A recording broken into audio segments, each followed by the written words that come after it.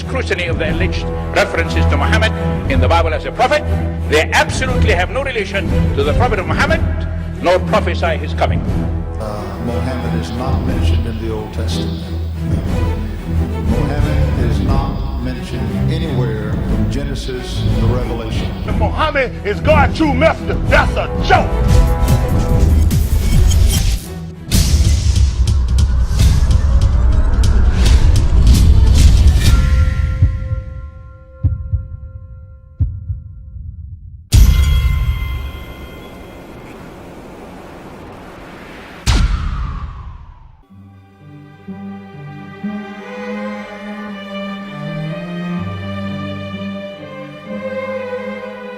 Lo, we inspire thee as we inspired Noah and the prophets after him, as we inspired Abraham and Ishmael and Isaac and Jacob and the tribes, and Jesus and Job and Jonah and Aaron and Solomon, and as we imparted unto David the Psalms.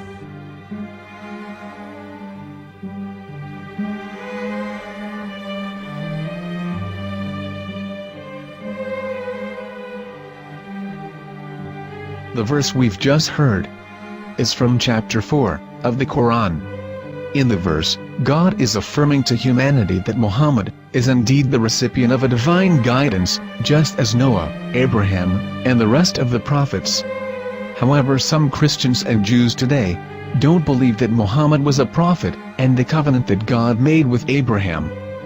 And since the Quran is not their book of authority, in this video I'm going to show you that the book you're holding in your hands contains the name off the seal of prophethood, the Prophet Muhammad.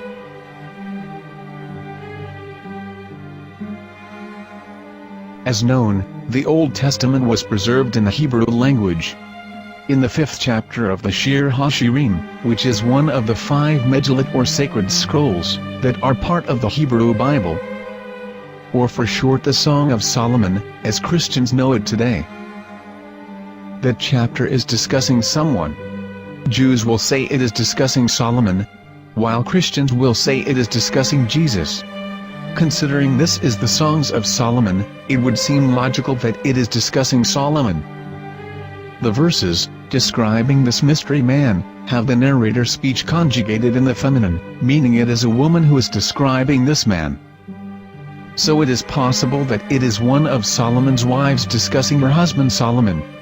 However, Christians assert that Jesus is being discussed, and that the chapter is describing a man who was not yet alive at that point. A prophecy.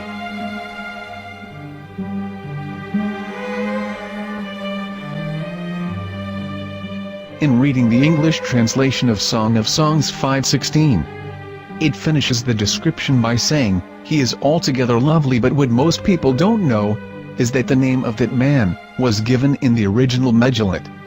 Here is verse 16, and how it is written in ancient Hebrew, before introducing the vowels, in the 8th century.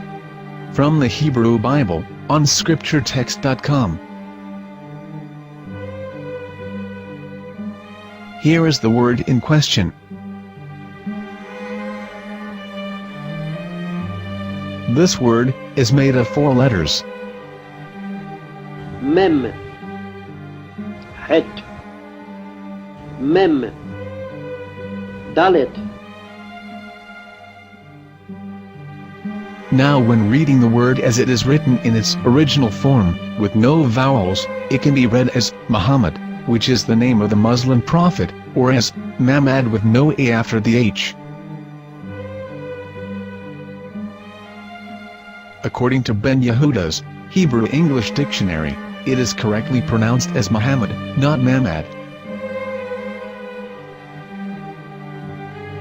So how we're going to know for sure if it's pronounced as Muhammad, the Muslim prophet, or as Mamad, a random Hebrew word? The only way is to give the verse to a rabbi and say to him, "Please read." Here is the Song of Songs 5:16, and how it is read by a rabbi from a Hebrew Jewish site. Please notice, the im in Hebrew is a plural of respect. חיכו ממתקים וכולו מחמדים, זה דודי וזרעי בנות ירושלים. חיכו ממתקים וכולו מחמד, מחמד, מחמד, מחמד, מחמד, מחמדים. זה דודי וזה רעי בנות ירושלים.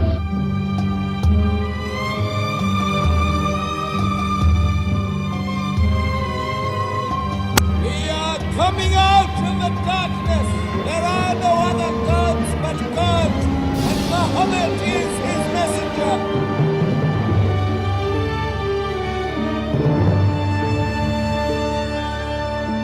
Let the world hear. חיכו ממתקים וכולו מחמדים. זה דודי וזה רעי בנות ירושלים.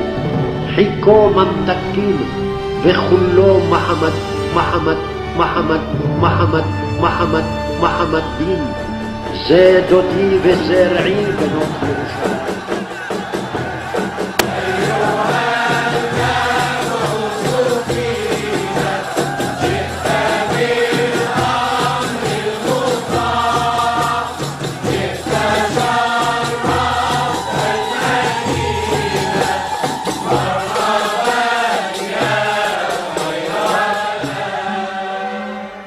Here is the famous SDL translation tool, which includes a professional human translation, as well as an online translation.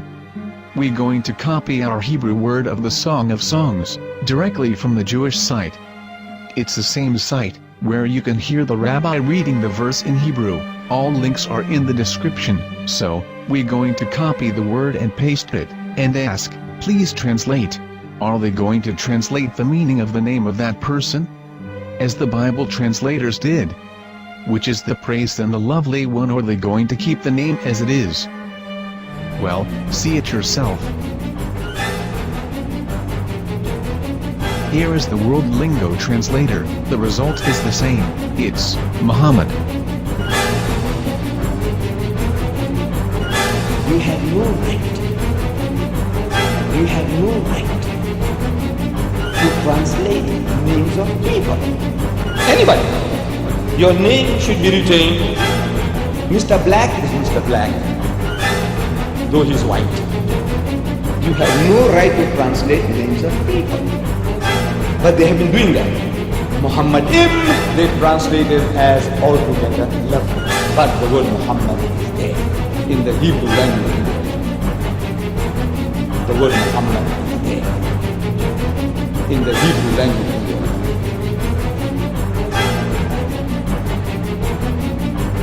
I will tell you a story from my own personal experience. Years ago, I used to spend every Sunday afternoon in a place called Speaker's Corner. And in my years down there, I got to know a Jewish rabbi. He was a very nice man. He used to listen to me, and he was always very polite and talked about Islam in a very nice way. And one day during one of our conversations, after some years, I thought that it was about time I should invite him to Islam.